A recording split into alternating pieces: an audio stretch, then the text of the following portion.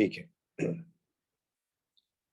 सो galvanometer को ammeter बनाने के लिए क्या करते हैं भाई, उसके पैरेलल में एक स्मॉल रेजिस्टेंस लगाते हैं सो दैट कि मैक्सिमम करंट इधर से निकल जाए और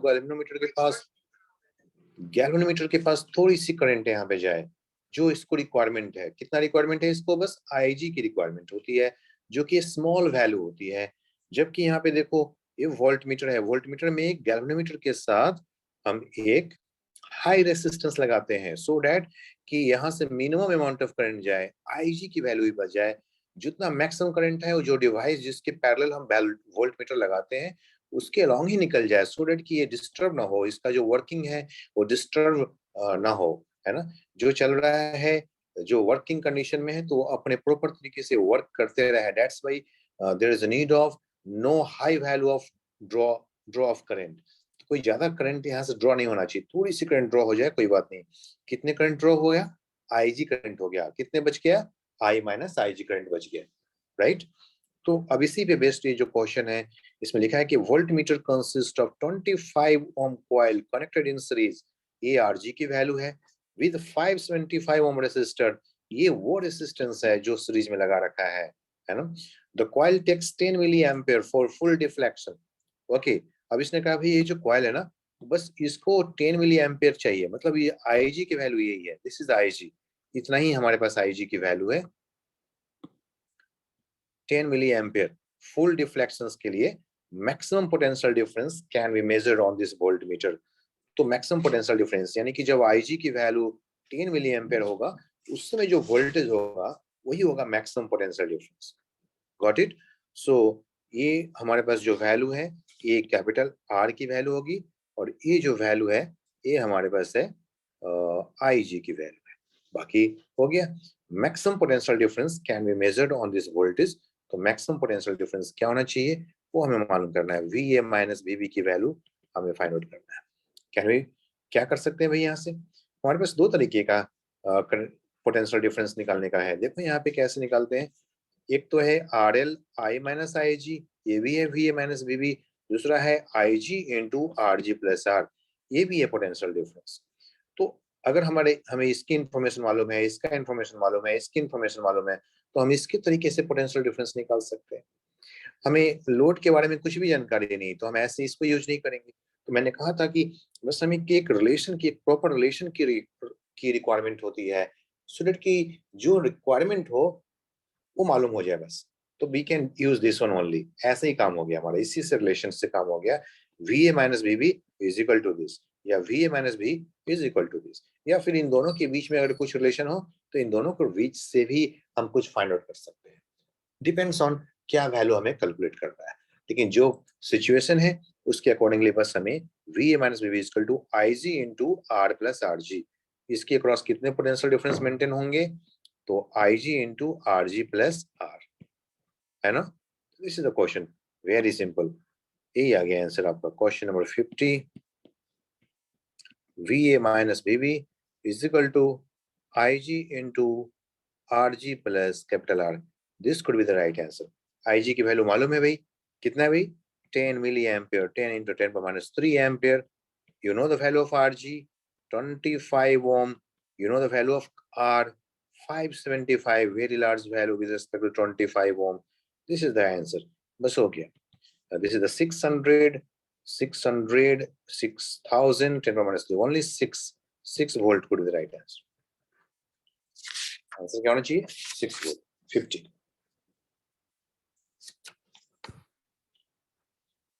ओके, चलो ये वोल्ट मीटर क्या हो गया, कितना भाई, जो इन्फॉर्मेशन गिवन है उस गिवन इन्फॉर्मेशन के अकॉर्डिंगली काम करना है। गिवन इन्फॉर्मेशन में क्या क्या मालूम है, आरजी मालूम है, और क्या मालूम है, कैपिटल आर मालूम है, और क्या मालूम है, 10 मिली एम्पियर जो आईजी की वैल्यू है, ये बस यही पता है। और V A minus V B की वैल्यू मालूम करना है कि जब ये मैक्सिमम करंट जाएगा ना, फुल डिफ्लेक्शन के लिए कितने करंट की रिक्वायरमेंट होती है, आईजी की वैल्यू 10 मिली एम्पियर, इससे कम हो सकता है।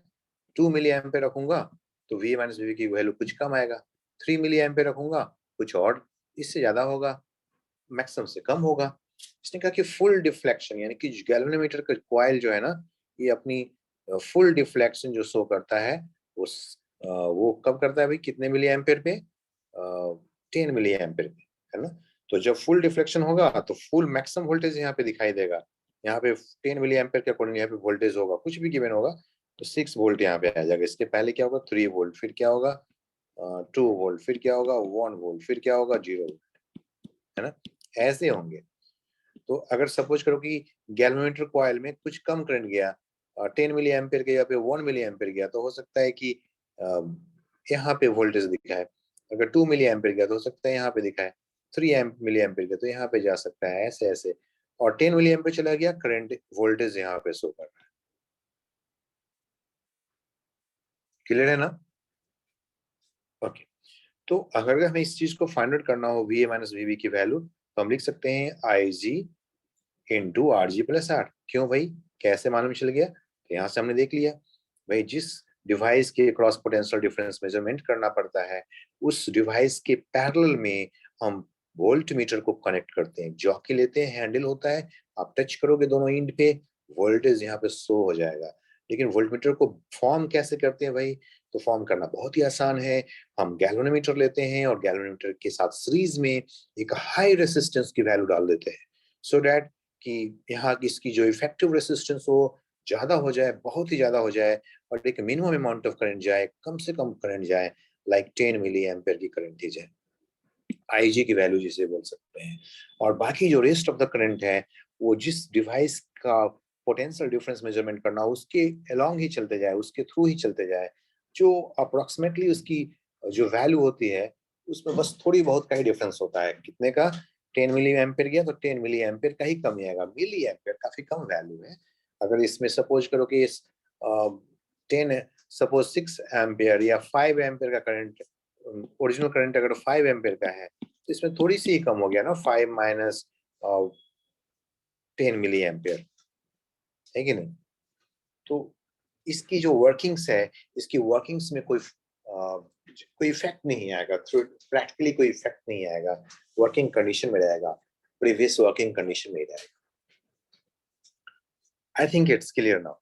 ओके, तो बस हमने यहाँ पे लिख दिया। आपको वी ए माइनस वी चाहिए, आपके पास ये सारा इन्फॉर्मेशन मालूम है, आपने इस इन्फॉर्मेशन से वी ए माइनस वी की वैल्यू को कैलकुलेट कर लिया है। इसकी वैल्यू नहीं गिवन है। हाँ, अगर इसने पूछता कि आर एल की वैल्यू ये है तो मेन करंट कितना होगा, तो मेन करंट कितना होगा तो हम यहाँ से निकाल सकते थे। या आई की वैल्यू गिवन होता तो आर एल की वैल्यू कितना होगा ये भी मालूम कर सकते थे। तो जब हम इन दोनों को यूज कर लेते थे, ठीक है ना। तो डिपेंड्स ऑन द सिचुएशन, कब कैसे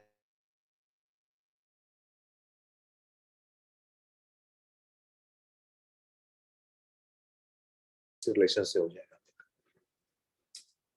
तो इस तरीके से हमने वोल्टमीटर और आमीटर को देख लिया। नेक्स्ट जो है हमारा है वो है पोटेंशियोमीटर का। पोटेंशियोमीटर से देखो हम क्या करते हैं। Okay, everybody, is it clear? कहीं किसी को डाउट तो नहीं रहा अब इसमें? Okay, next. नेक्स्ट डिवाइस जो है वो है पोटेंशियोमीटर का। और ये बहुत ही सिंपल सा डिवाइस है, और मैं बताऊंगा कि पोटेंशियोमीटर से मिलता जुलता या इससे रिलेटेड और भी कई डिवाइसेस होते हैं। लेकिन हम सिर्फ पोटेंशियोमीटर के बारे में जान जाएंगे तो समझो कि सबके बारे में समझ गए, है ना। तो थोड़ी सी अच्छी तरीके से हम पोटेंशियोमीटर को समझते हैं।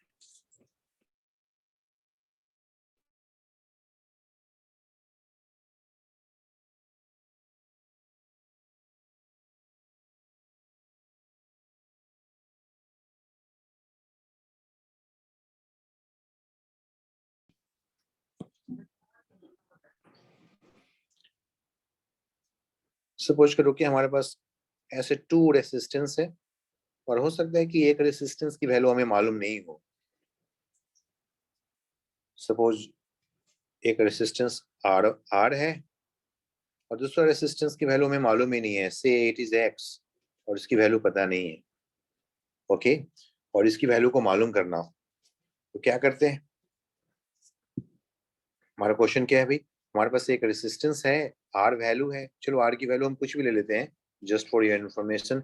चलो R is equal to something है 10 ओम है, और यहाँ पे एक और रेसिस्टेंस है, वो है X। मतलब इसके बारे में हमें कुछ पता नहीं है, बट हमें जानना है कि X की वैल्यू क्या होगा। तो अच्छा, ऐसा करते हैं, हम एक डिवाइस लेते हैं, और डिवाइस का नाम होगा पोटेंशियोमीटर। देखो पोटेंशियोमीटर क्या होता है, कितना सिंपल डिवाइस होता है।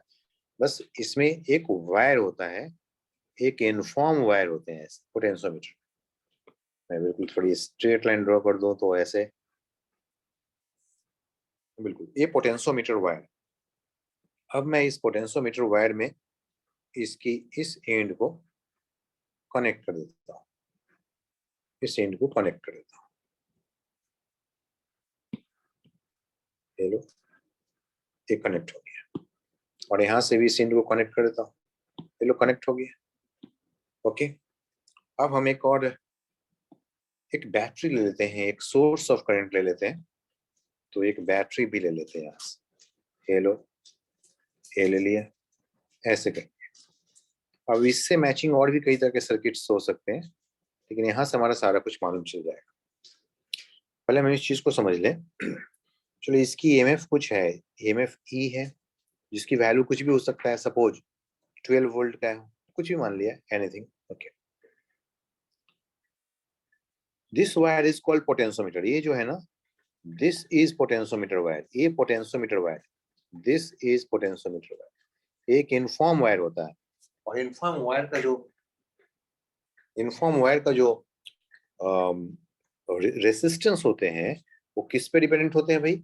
लेंथ के प्रोपोर्शन में होते हैं। एक इनफॉर्म वायर है, it is a inform wire. Potentiometer है ना, थोड़ी सी अच्छे से लिख दें यहाँ पे, इज द पोटेंशियोमीटर वायर। ऐसे कर लेते हैं। इसी डिवाइस को बोलते हैं पोटेंशियोमीटर, है ना।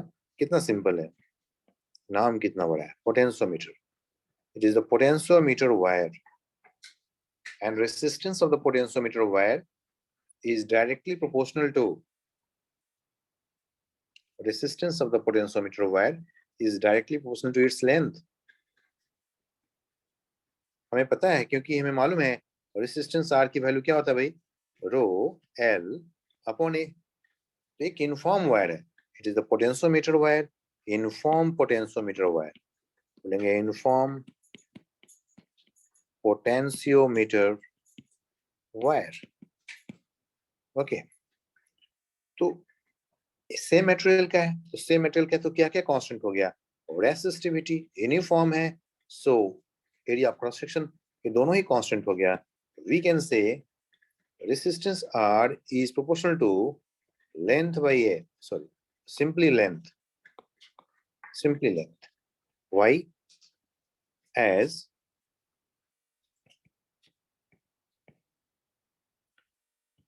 rho and A remains constant for a uniform wire, है ना। तो रेसिस्टेंस इसका L के लेंथ के प्रोपोर्शनल में है, प्रोपोर्शनल टू द लेंथ। बस यही हमें समझना होता है कि भाई इस लेंथ के प्रोपोर्शनल में इनकी रेसिस्टेंस होती है, इसी पे बेस्ड है। Resistance is proportional to the length of the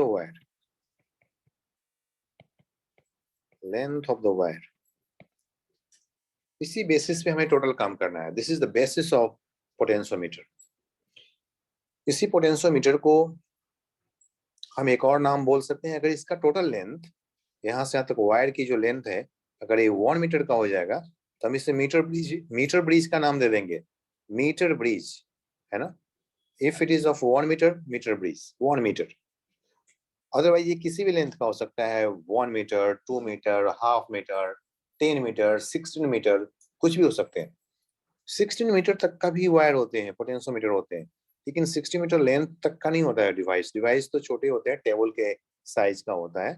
और जो वायर्स होते हैं ऐसे ऐसे बेंड किया होता है, ऐसे ऐसे बेंड किया होता है, यहाँ पे नॉन कंडक्टिंग मेटेरियल के कीले लगाई होती है, और वहां से बेंड किया होता है। ठीक है, तो हम पूरी चीज को हम ऐसे ही समझ लेते हैं सबसे पहले।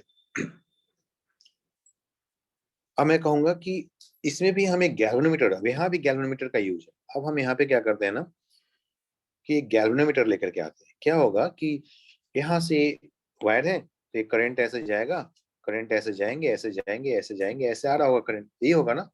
करंट इधर भी जा रहे होंगे, ऐसे भी जा रहे होंगे। ये रेसिस्टेंस है, ये पोटेंशियोमीटर वायर का एक रेसिस्टेंस है भाई, ये रेसिस्टेंस है। तो करंट इधर भी जा रहे होंगे ऐसे, करंट ऐसे घूमते हुए इधर भी आ रहे होंगे, ऐसे भी आ रहे होंगे, फिर ऐसे चलते जाते हैं। ठीक है ना। ओके, अब आप इसमें एक गैल्वेनोमीटर लेके आओ। तो गैल्वेनोमीटर ले लेते हैं और गैल्वेनोमीटर का एक एंड यहाँ पे कनेक्ट कर लेते हैं। हमारे पास है गैल्वेनोमीटर, ये है गैल्वेनोमीटर जी। क्या बोलेंगे? गैल्वेनोमीटर कॉइल जी। इसी में होता है निडल। गैल्वेनोमीटर हम जी बोल दिया, हमें समझ में आ जाता है कि हाँ ये गैल्वेनोमीटर है और इसके अंदर में कोई निडल होगा और जिसकी डिफ्लेक्शन हमें मालूम चल जाएगा। ओके, तो अब इसमें एक जॉकी होता है, मतलब एक हैंडल होता है, एक टचिंग पॉइंट होता है, हम यहाँ पे ऐसे टच करा सकते हैं। सपोज यहाँ से इसकी जो लेंथ है वो x1 का लेंथ है और इसके आगे का जो लेंथ है वो x2 का है। और जब हमने यहाँ पे जब टच कराया, या हम ऐसे सर्च करते जा रहे हैं कि भाई आप यहाँ पे वायर को यहाँ पे टच कराओ, या यहाँ पे करो, यहाँ पे करो, ऐसे टच करना है कि इसमें जो डिफ्लेक्शन होना वो जीरो के सामने आ जाए। यहाँ पे जीरो आ जाए, जीरो के सामने। जीरो के सामने आ जाएगा तो क्या बोलेंगे? No deflection. जीरो के सामने आएगा तो क्या बोलेंगे? No deflection. No deflection in the, no deflection का मतलब क्या हो गया? No current. No deflection means no current. No deflection, no current. अगर इसमें करंट नहीं होगा तो देखो किस पे बेस्ड रहता है? ये तो बिल्कुल एक बैलेंस्ड व्हीट स्टोन ब्रिज पे बेस्ड हो जाते हैं ये दोनों। देखना है इनका रेशियो और इन दोनों का रेशियो सेम होना चाहिए। इनकी रेसिस्टेंस क्या होगा? तो इनकी रेसिस्टेंस, भाई आप बोल सकते हो कि यहाँ से यहाँ तक का पार्ट का रेसिस्टेंस क्या होना चाहिए और इस पार्ट का रेसिस्टेंस क्या होना चाहिए। तो आप बोल सकते हो कि भाई इसकी रेसिस्टेंस इसके लेंथ के प्रोपोर्शनल में है और इसकी रेसिस्टेंस इसके लेंथ के प्रोपोर्शनल में है। और एक बैलेंस्ड हीट स्टोन ब्रिज पे काम करने लगेगा। कैसे भाई? जब यहाँ से कोई करंट ही नहीं होंगे, इसका मतलब जो पोटेंशियल यहाँ पे वही पोटेंशियल यहाँ पे है। तो potentiometer is on the basis of the balanced heat stone breeze. You can take the ratio of this resistance and this is equal to ratio of this resistance and this resistance. The very simple balanced Wheatstone bridge बन जाते हैं। No deflection, no deflection होगा no current, तो हम क्या बोल सकते हैं? Okay, it is the balanced Wheatstone bridge. किस पे काम करने वाला है भाई? बैलेंस्ड हीट स्टोन ब्रिज पे। ठीक है। अभी x1 है, इसका लेंथ x1 है तो इसका कुछ ना कुछ तो रेसिस्टेंस होंगे। हाँ भाई, बोल लेते हैं कि भाई आपकी रेसिस्टेंस जो है ना वो R1 है। तो R1 है तो कितना भाई? रो इंटू x1 भाई ये।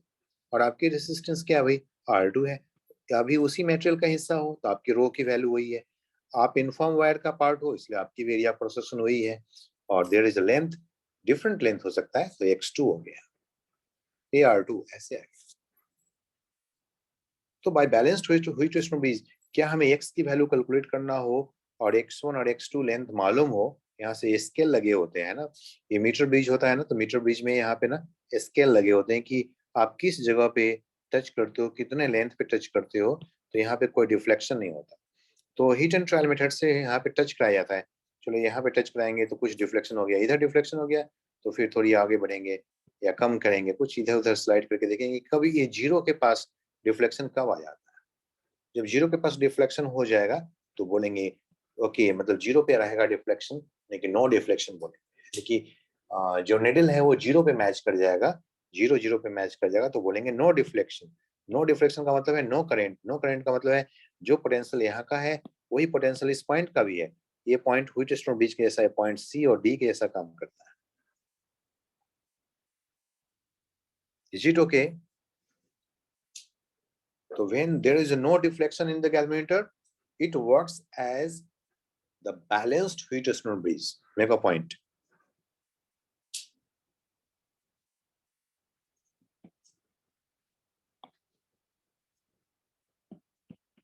When galvanometer galvanometer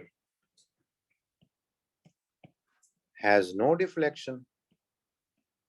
No deflection.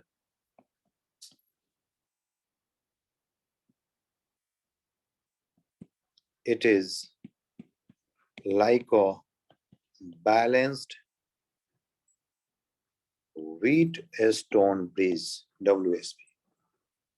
So you can say, बोलो भाई, यहाँ से बोल के दिखाओ बैलेंस्ड Wheatstone bridge होंगे तो फिर क्या होना चाहिए इनका रिलेशन?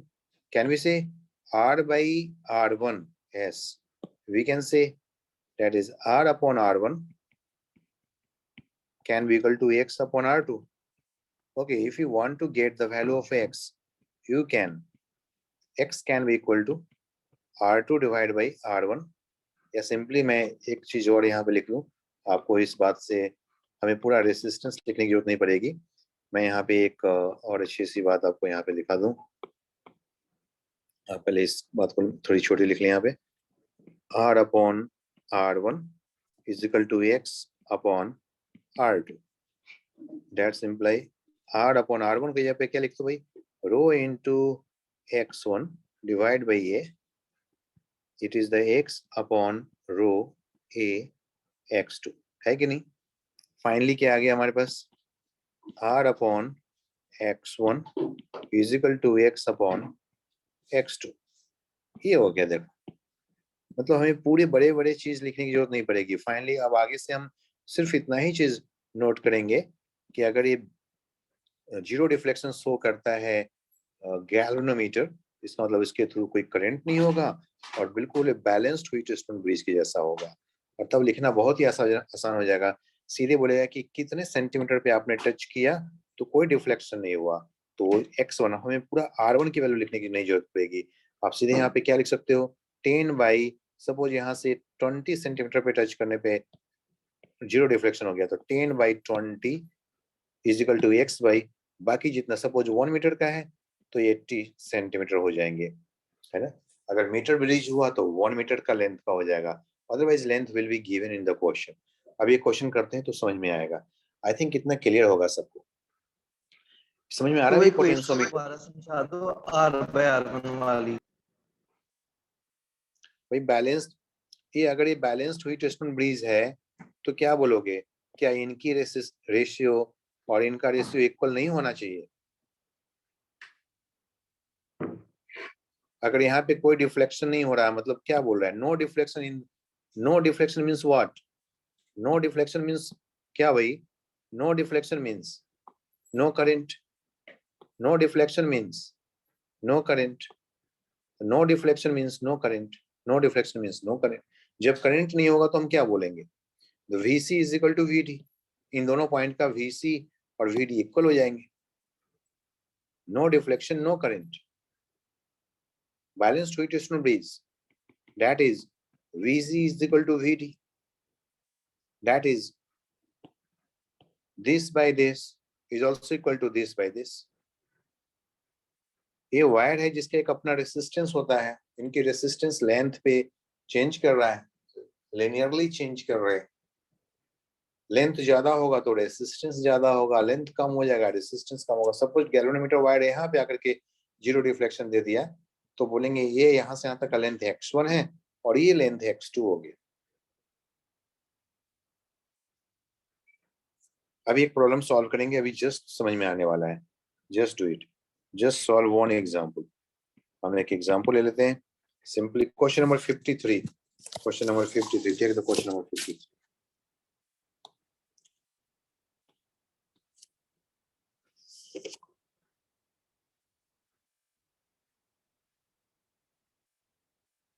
थ्योरी करने के साथ तुरंत से यहाँ पे एग्जांपल कर लो, आपको सब समझ में आ जाएगा, कहीं कोई दिक्कत नहीं होगी।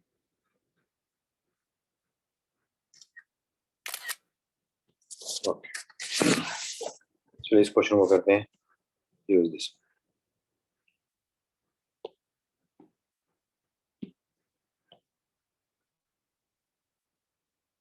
डन। एक ही बार में इस क्वेश्चन को कर सकते हो यहीं पे भाई, देखना पहले मैं question, just try to understand the question first. Okay, देखो लिखा है the potentiometer wire AB shown in figure A B, यहाँ से यहाँ तक का लेंथ है ए बी, उसको देखना है ए बी। मैं उसको यहाँ पे पोटेंशियोमीटर वायर को मैं थोड़ा बोल्ड लाइन से दिखा दूं आपको। ए टू बी, यहाँ से लेकर के यहाँ तक ही पोटेंशियोमीटर वायर है, ये रहा है पोटेंशियोमीटर। ये कनेक्टिंग वायर है ना, ये वाली यहाँ से यहाँ तक कनेक्टिंग वायर है, ये कनेक्टिंग वायर, यहाँ से लेकर के यहाँ तक क्या भी पोटेंशियोमीटर वायर है, जैसा क्वेश्चन में लिखा होगा। इज 40 सेंटीमीटर लॉन्ग, भाई इसकी टोटल लेंथ 40 सेंटीमीटर का ही है। टोटल लेंथ कितने का है? 40 सेंटीमीटर का। As per the question the whole length is 40 centimetre.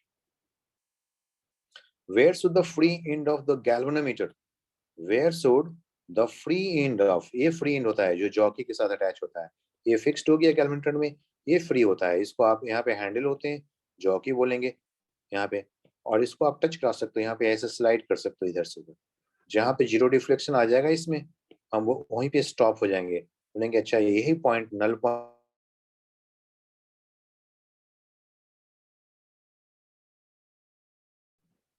वही लिखा है। Where should the free end of the galvanometer be connected on AB so that galvanometer may show zero deflection? ये zero deflection show करे। बड़ा ही basic सा question है, simple question है कि भाई आप कहाँ पे टच करोगे कि ये जीरो डिफ्लेक्शन हो जाए। तो भाई मुझे पता नहीं मैं कहाँ पे टच करूंगा, बट देख लेते हैं। हमने कहीं पे टच कर लिया होगा, सपोज एक्स डिस्टेंस पे ए से बी के जो पहले जहाँ पे सपोज इस पॉइंट पे हमने टच कर दिया,